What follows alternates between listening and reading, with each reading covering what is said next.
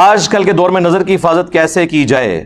بڑا آسان طریقہ ہے جو قرآن میں ہے سورۃ النور کے اندر کہ اے نبی مومن مردوں سے کہو کہ اپنی نگاہیں نیچی رکھیں اور مومن عورتوں سے کہو کہ اپنی نگاہیں نیچی رکھیں۔ نگاہ کو نیچا رکھنا ہی ایک ذریعہ ہے نظر کی حفاظت کا۔